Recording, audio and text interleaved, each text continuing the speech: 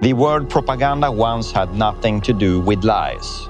In 1622, Pope Gregory XV created an office called Congregatio de Propaganda Fide, the Congregation for the Propagation of the Faith. Its goal was to coordinate Catholic missions and defend the Church from the rising wave of Protestants. Propaganda meant the organized spreading of ideas, not deception. For almost 3 centuries, that meaning stayed neutral. To propagate a doctrine was to explain it. But in the early 20th century, something changed. When the First World War began, governments discovered a new weapon: mass persuasion. For the first time in history, states could reach millions instantly through newspapers, posters, cinema, and radio. The goal was not just to inform citizens, but to transform them into believers. The British and American governments built entire departments devoted to shaping emotion. The enemy became evil, the war became holy. Ordinary people who might not have seen no reason to fight suddenly marched under banners of righteousness. After the war, those same techniques did not disappear. They had proven too effective. Business leaders and politicians realized that if propaganda could make men die for an idea, it could also make them buy one.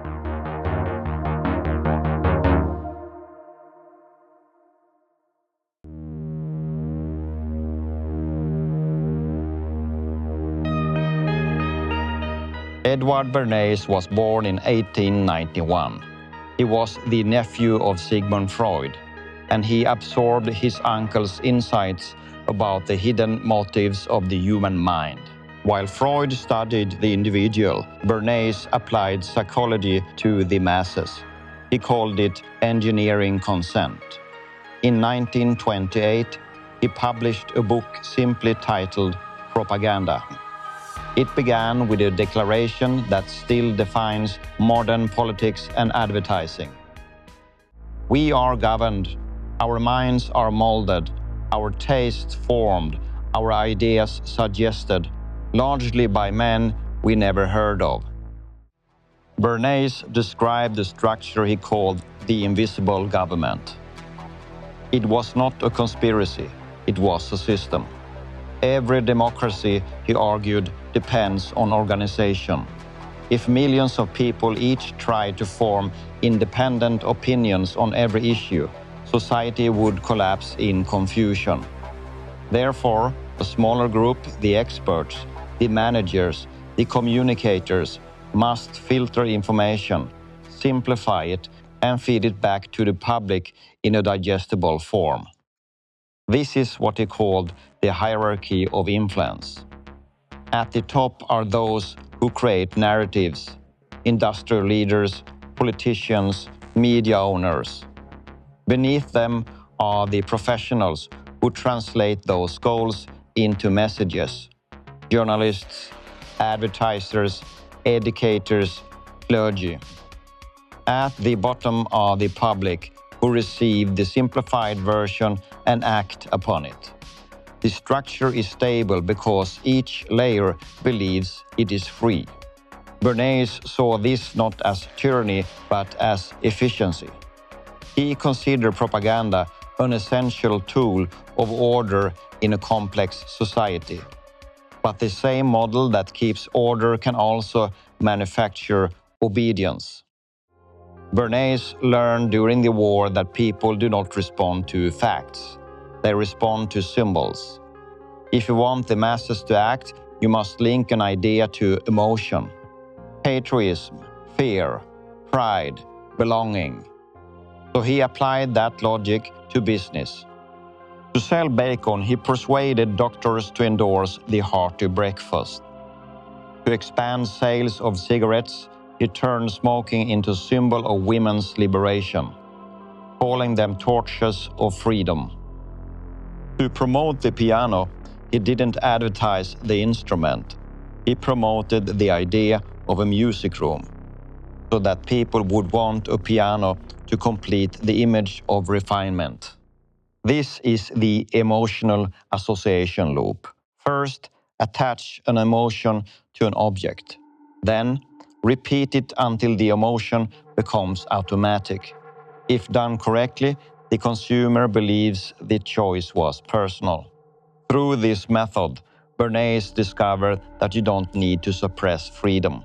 You simply guide it. Freedom becomes the space between the walls you already built.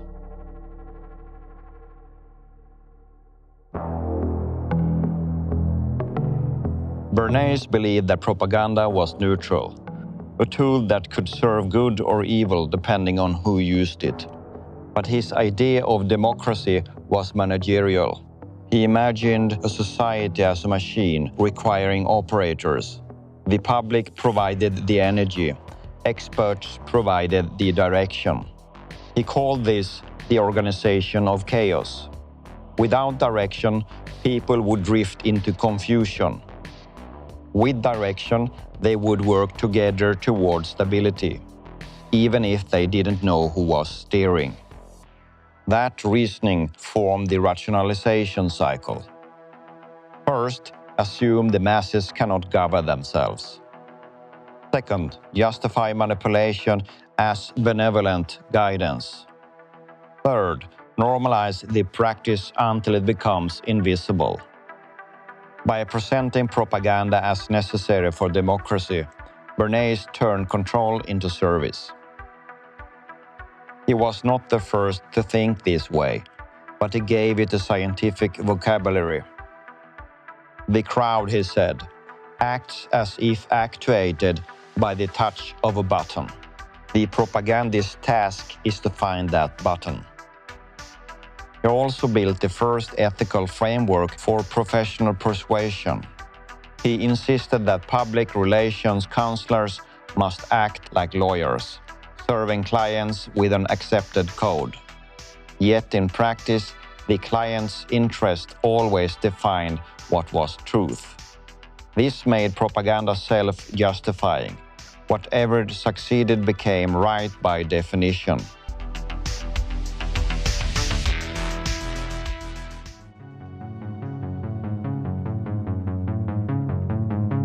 During the 1930s and 1940s, governments saw how commercial persuasion could be turned back into politics. Mass media became an instrument not only for selling products, but for shaping citizens. Every major power built departments for information management. After World War II, the techniques matured. Television allowed images to bypass reasoning altogether. The Cold War institutionalized psychological warfare, advertising and entertainment as one continuous field. The same hierarchy of influence Bernays described became the template for modern governance. At the top, strategic planners defined desired behavior. In the middle, media industries translate those goals into stories, headlines, and culture products. At the base, the population absorbs them as common sense. By the late 20th century, the system no longer needed visible propaganda ministries. It worked through saturation. When every source of information speaks the same underlying language, control looks like consensus. This shift produces the feedback illusion. The public believes it shapes policy through opinion polls and elections. In reality, those measurements feed data back to strategists who adjust messaging to maintain direction without appearing to lead. It is a circular mechanism that converts reaction into confirmation.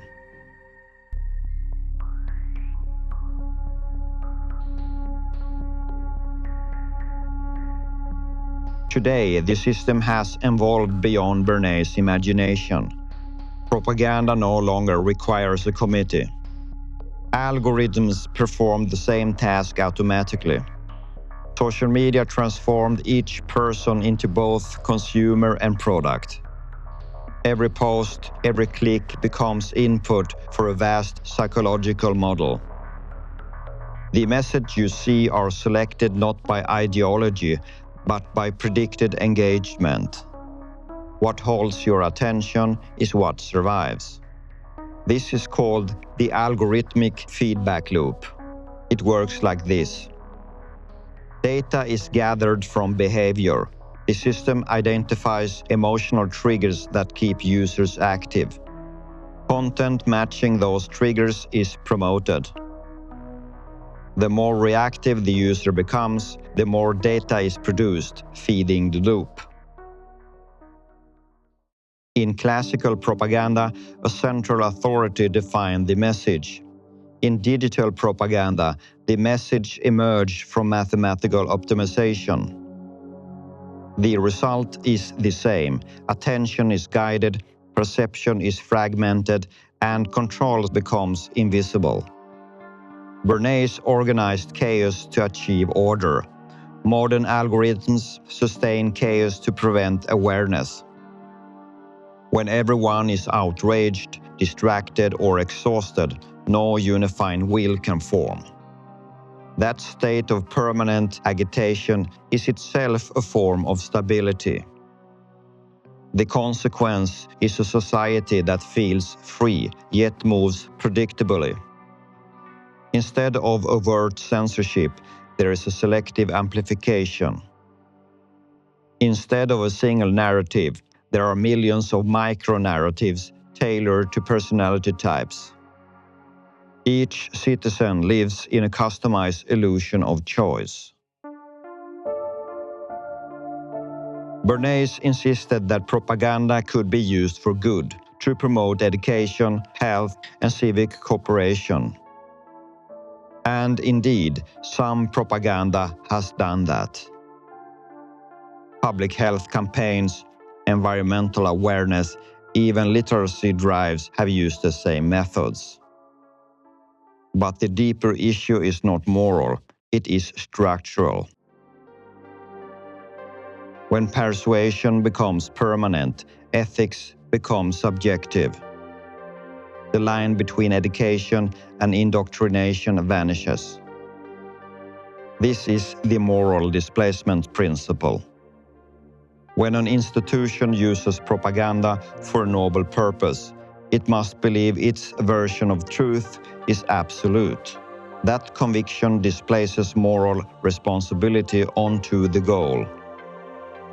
The method, the manipulation, becomes invisible because the outcome is presumed virtuous.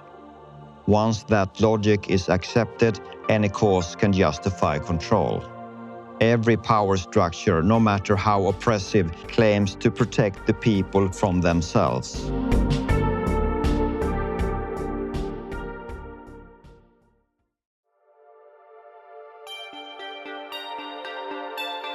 Modern democracies now function as managed environments of perception.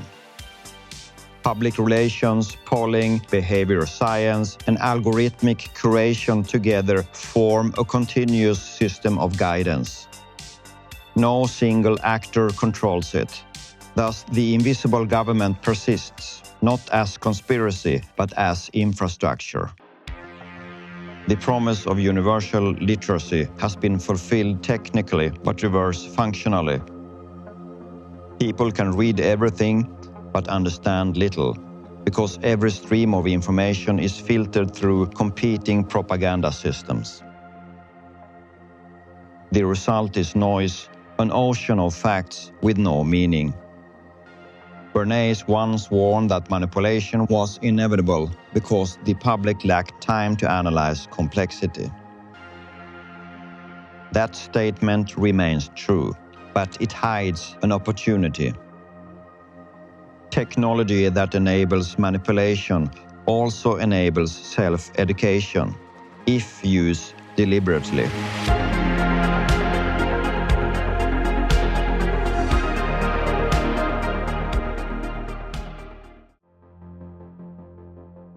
To understand how propaganda controls democracy today, one must recognize its recurring structures. Here are the 6 models Edward Bernays described in the book Propaganda.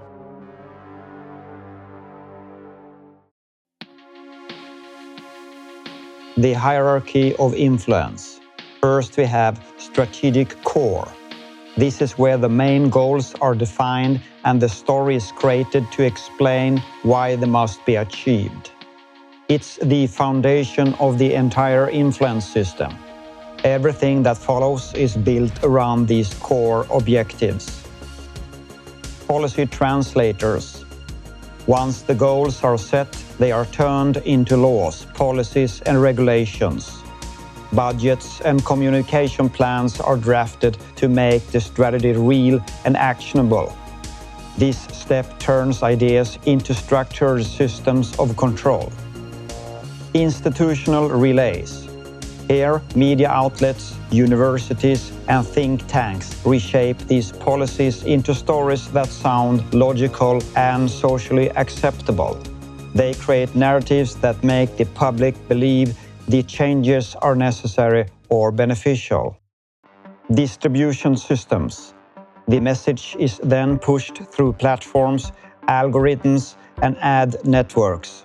The system ensures that the same message appears everywhere, reaching millions across digital channels. Influencer mesh. Smaller, trusted influencers take over next. They repeat and personalize the message. Give it a human touch so it feels organic rather than coordinated. Public perception. The population reacts, people start to form opinions, adopt certain beliefs, or reject others, all based on how the narrative has been shaped. Feedback loop. Finally, public reactions flow upward through data, comments, polls, and metrics. These signals are analyzed and used to fine-tune the strategy, adjusting tone and content until the public accepts the message. The emotional association loop. Identify the target idea. Choose the belief or action you want people to accept. State it in one clear line so the audience knows what's at stake. Attach emotion. Pair the idea with a strong feeling like safety, pride, fear, or hope. Use words and examples that make the feeling obvious and immediate. Repeat the pairing. Show the same idea-emotion combo again and again in different scenes and phrases. Repetition makes the link feel natural, not forced. Create automatic reaction. Over time, the emotion fires first and thought comes later. Hearing the idea now triggers a feeling before any facts are checked. Merge emotion and idea. The emotion becomes part of the idea's identity. Questioning the idea now feels uncomfortable, almost like breaking a social rule. The rationalization cycle. Set the control measure. Decide what kind of restriction, rule, or action needs public approval. It could be surveillance, censorship, or any form of control presented as for the greater good. Frame it as protection. Present the measure as something that keeps people safe and helps society. Words like security, health, or stability make it sound caring instead of limiting. Add moral justification. Explain that not doing this would be irresponsible or dangerous. The control becomes a moral duty. People feel guilty if they oppose it. Normalize compliance. Show examples of others agreeing or following along. When obedience looks common, it feels right, even without real consent. Reward acceptance. Give emotional or social rewards to those who support the measure, safety, pride, or belonging. Over time, control feels like kindness, and resistance looks selfish. The feedback illusion. Invite participation. Create the feeling that everyone's voice matters through polls, comments, surveys, or public discussions. It looks open and democratic, even if the core decisions are already made. Collect reactions. Gather people's opinions, emotions, and data. The system listens carefully, but mainly to measure response, not to change direction. Select confirming data. Highlight only the feedback that supports the existing message. Positive reactions are amplified, while criticism fades quietly in the background. Showcase approval. Publish the filtered results as proof that the public agrees. This gives the illusion that the policy or idea has broad support. Reinforce the narrative. Use the confirmed feedback to push the same message even harder. What looked like public participation becomes evidence that the message was right all along. The algorithmic loop. Gather personal data. Every click, view, and pause is recorded. This data reveals what people like, fear, and react to, creating a digital profile for each user. Predict behavior. Algorithms analyze these patterns to guess what will keep you watching or agreeing. They learn what triggers emotion and what content you likely accept next. Feed tailored content. The system then shows you more of what fits your existing views. Over time, you see fewer opposing ideas and your opinions become more fixed. Amplify engagement. Content that creates strong emotions, anger, fear, or pride gets boosted automatically. The more you react, the more you are fed the same type of message. Close the persuasion loop. The algorithm keeps refining itself with every click. What started as data collection turns into a self-learning machine that shapes beliefs without anyone noticing.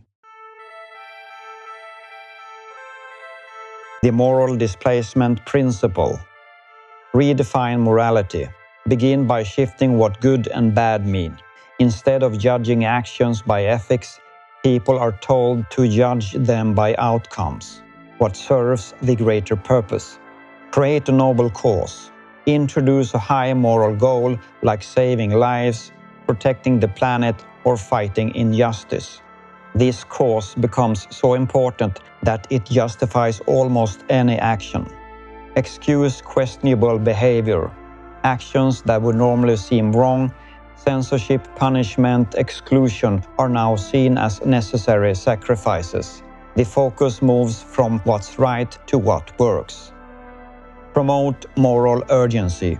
People are told there's no time for debate or doubt. Acting fast for the cause feels heroic, while hesitation feels immoral. Sustain moral inversion. Over time, the purpose replaces ethics completely. As long as the goal sounds righteous, almost any method can be defended as the right thing to do. Together, these models form the architecture of modern opinion. They operate across politics, business, science, and media. They do not depend on secrecy, they depend on habit. The public's real vulnerability is not ignorance but predictability. Once behavior can be modeled, it can be steered. And once steering becomes invisible, democracy becomes choreography.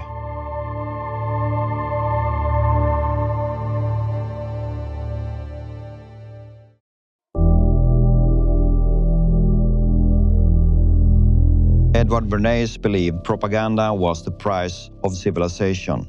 He argued that without guidance, society would dissolve into chaos. That logic still dominates. From governments to corporations, every institution now maintains dedicated departments of narrative management. Their purpose is no longer to persuade, but to sustain the illusion that persuasion is necessary. Yet there is one weakness in every propaganda system: awareness. When people understand how influence works, its power declines. The invisible government relies on obedience without recognition. The moment manipulation is seen, it stops being manipulation.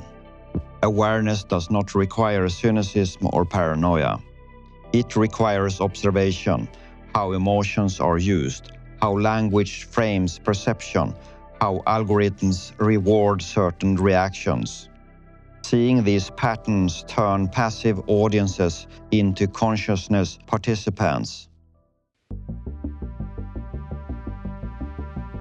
Democracy cannot exist without persuasion, but it also cannot survive without consciousness. The task then is not to destroy propaganda, but to expose it to light. To study its methods, decode its structures, and choose deliberately instead of reflexively. Bernays organized chaos.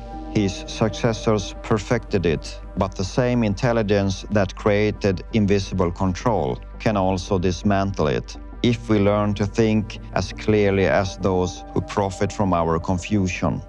In the end, the real invisible government is not in secret rooms. It's in habits, screens, and reflexes. And every time a person pauses before reacting, the government loses power. Awareness is not rebellion. It is the restoration of self-rule. And that perhaps is the only true democracy left.